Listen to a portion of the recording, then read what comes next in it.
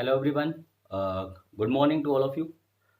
जैसा कि हम लोग देख पा रहे हैं कि पैंडेमिक काफ़ी बड़ा हुआ है, जिसकी वजह से हम लोग अभी तक पढ़ाई कर नहीं पा रहे थे। बट मैं कोशिश कर रहा हूँ कि मैं वीडियोस अपलोड करूँगा व्हाट्सएप पे और या फिर यूट्यूब पे। तो उसके थ्रू हम लोग स्टडी करने की कोशिश करते हैं, क्योंकि अगर ऐसे ही हाथ पे हाथ धरे बैठे रहे तो हमारी स्टडी जो है काफ़ी वो डिस्ट्रॉय हो जाएगी, टाइम भी हमारा काफ़ी स्पॉइल हो जाएगा। बट हम लोग ऑनलाइन वीडियोस के थ्रू जो है स्टडी कर सकते हैं। तो चलिए देखिए, स्टार्ट करते हैं। लास्ट टाइम हम लोगों ने जहां तक किया हुआ था, मैं बात कर रहा था इंटीग्रेशन की। ठीक है, इंटीग्रेशन की दो काइंड्स थे हमारे, indefinite integral and definite integral.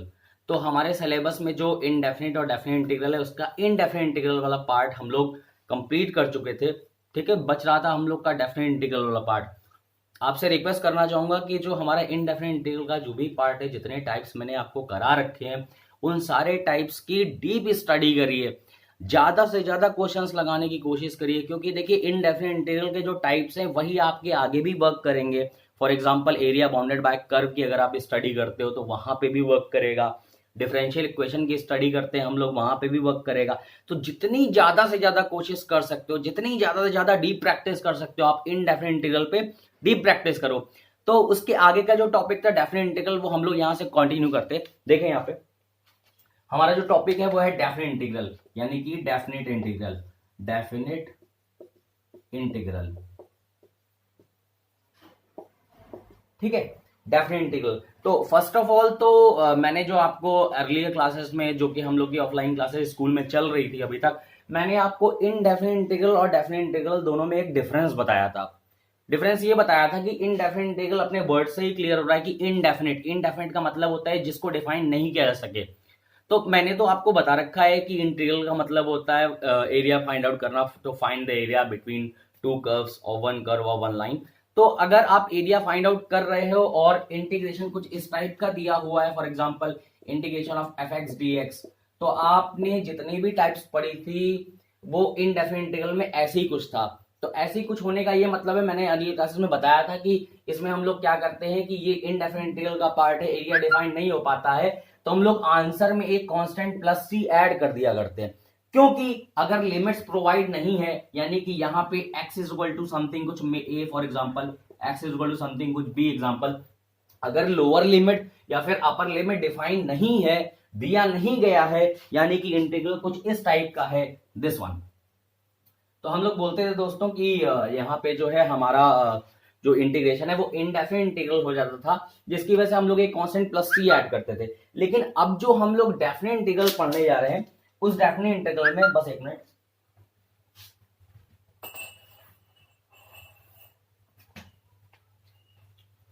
अब जो हम लोग डेफिनेट इंटीग्रल पढ़ने जा रहे हैं, उस डेफिनेट इंटीग्रल में हम लोगों का जो एरिया है वो डिफाइन होता है। एरिया डिफाइन कैसे होता है, हम लोग को जो भी क्वेश्चन पढ़ने को मिलेगा वो कुछ इस टाइप से मिलेगा, एक लिमिट यहाँ पे लगी होगी, एक लिमिट यहाँ पे लगी होगी।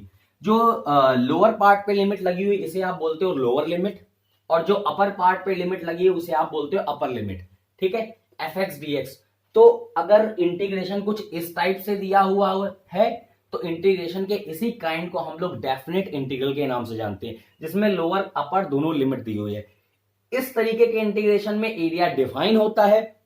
एरिया डिफाइन होने की वजह से यहां पे आपको प्लस सी नाम का कोई भी कांस्टेंट आंसर में ऐड करने की जरूरत आपको बिल्कुल भी नहीं है। ठीक है, तो देखिए हम लोग इसी टाइप के इंटीग्रेशन की बात करते हैं। और दूसरी बात यह कि अगर ये टाइप का इंटीग्रेशन दिया हुआ है तो सॉल्व कैसे होगा। ठीक है, ये तो हम लोग को पता है कि फिजिकल सिग्निफिकेंस इसका यही है कि एरिया हमें फाइंड आउट करना है। बट इंटीग्रेशन सॉल्व कैसे होगा, सॉल्व करने का तरीका बिल्कुल देखिए, जो इनडेफिनिट इंटीग्रल का तरीका था सॉल्व करने का, बिल्कुल सेम तरीका है डेफिनिट इंटीग्रल का सॉल्व करने का। बस आंसर में आप चेंजेस क्या करते हो। फॉर एग्जांपल देखिए, जैसे मैं बताता हूं, आपका इंटीग्रेशन दिया हुआ है, इस टाइप का क्वेश्चन दिया हुआ है, integration a to b F X D X. ठीक है, तो इंटीग्रेशन दिया, अगर मैं लिमिट्स को ना देखूं तो हमारा ये पार्ट हो जाएगा इनडेफिनिट इंटीग्रल का। इनडेफिनिट इंटीग्रल के पार्ट को हमें सॉल्व करना आता है। इसको सॉल्व करने के बाद मान लीजिए मेरा आंसर आ रहा है एफ एक्स, दैट इज, ये हम मान लें, that is F X is equal to integration of F X D X. ठीक है, तो इनडेफिनिट इंटीग्रल हमें सॉल्व करने आता है। इनडेफिनिट इंटीग्रल को हम सॉल्व करके जो आंसर निकालेंगे, फॉर एग्जांपल वो आंसर हमारा आया fx। अब fx पे हमें दोनों लिमिट्स को इंट्रोड्यूस कराना है। कैसे इंट्रोड्यूस कराएंगे? फाइनल आंसर में fx मॉड के अंदर रखेंगे, a एंड b इंट्रोड्यूस की इस टाइप से कराएंगे कि this can be written as fb minus fa। ठीक है, तो वेरी इजी है। देखिए इंटीग्रेशन को सॉल्व किया, इंडेफिनिट इंटीग्रल को सॉल्व करने के बाद हमने अपर लिमिट को एक बार रखा, उसके बाद लोअर लिमिट को एक बार रखा। ध्यान हम लोग को यह देना है कि हम जो भी आंसर हमारा इंटीग्रेशन का पार्ट आ रहा है वो इस तरीके से यहां पे लिखा जाएगा। लिखने का तरीका बिल्कुल यही रखिएगा, क्योंकि बोर्ड्स में जब भी कॉपी चेक होगी, कॉपी चेक होने में तरीका यही होना चाहिए। कॉपी चेक करने में आसानी हो जाती है, टीचर्स को कोई प्रॉब्लम नहीं होती है। तो इस तरीके से एक मॉडल्स बना दिया, बट मॉड का ये मतलब नहीं है, मॉड का ये मतलब बिल्कुल भी नहीं है कि मॉड का मतलब अगर आंसर माइनस में आ रहा है तो आप उसे प्लस में कर दो। ये बिल्कुल गलत चीज है। ठीक है, ये मैंने एक कन्वेंशन मान लिया है कि इस तरीके से एक मॉड के अंदर हम लोग चीजों को रखेंगे, रिजल्ट को रखेंगे। Upper limit and lower limit इस टाइप से लिखा जाएगा, लास्ट में answer F B minus F A करके आंसर लिख देंगे। ठीक है, क्लियर है? देखिए अब जैसा मैंने बताया इस तरीके से मैं क्वेश्चन करने की बात कर रहा हूं। देखिए कैसे, मान लीजिए मैंने आपसे कहा कि मेरे पास एक क्वेश्चन है। ठीक है,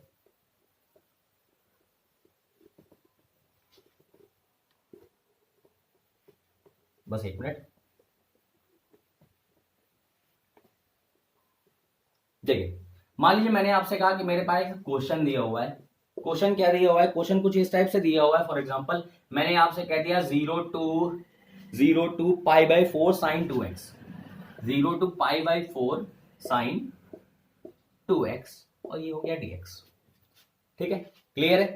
तो 0 to pi by 4 sine 2x dx। ठीक है, अब हमें इसे सॉल्व करना है। बिल्कुल वैसे ही हमें लोअर एंड अपर लिमिट देखने की कोई जरूरत नहीं है, बिल्कुल भी नहीं जरूरत है लोअर अपर लिमिट देखने की। हमें केवल इंटीग्रेशन ऑफ साइन 2x को देखना है। साइन 2x का इंटीग्रेशन हमें सॉल्व करने आता है। This can be written as sine 2x का इंटीग्रेशन अगर हम करेंगे तो ये हमारा रिजल्ट आएगा साइन 2x का माइनस ऑफ कॉस 2x।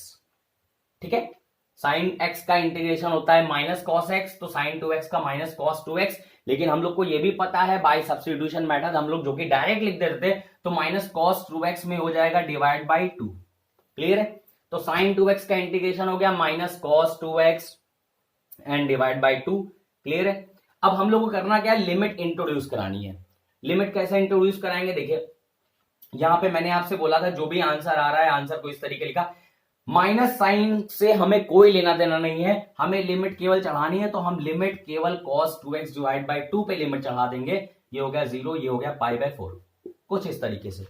एक बार फिर से रिमाइंड कराना चाहूंगा, साइन 2x का इंटीग्रेशन साइन x का इंटीग्रेशन माइनस कॉस x, तो माइनस कॉस 2x जो 2 डिफरेंशिएशन मल्टीप्लाई में जाता था वहां ये डिवाइड में है, minus cos 2x divide by 2।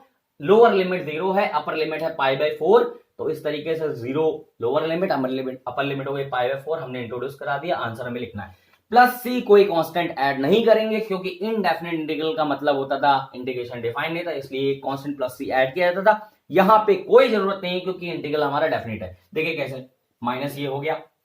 अब आपको अपर लिमिट एक बार लिखनी है, लोअर लिमिट एक बार लिखनी है। कैसे? देखिए मैं अगर चाहूं तो यहाँ पे जो कांस्टेंट है 1/2 इसका कोई रोल नहीं है, इसे भी मैं यहाँ पे बाहर निकाल सकता हूं, यानी कि कुछ इस तरीके से कर सकता हूं। देखिए माइनस का 1/2 मैंने बाहर ले लिया, माइनस का 1/2 मैंने बाहर ले लिया।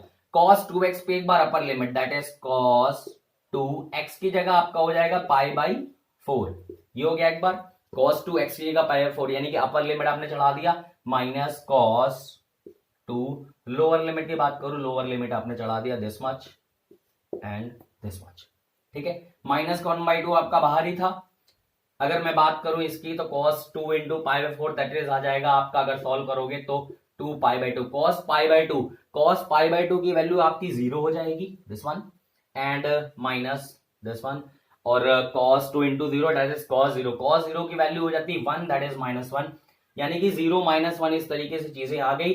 मैं अगर ब्रैकेट ये ओपन कर दूंगा, ठीक है, ब्रैकेट ओपन करने के बाद जो हमारा आंसर आ जाएगा वो -1 है। ये मॉड बिल्कुल नहीं है, ये एक कन्वेंशन है।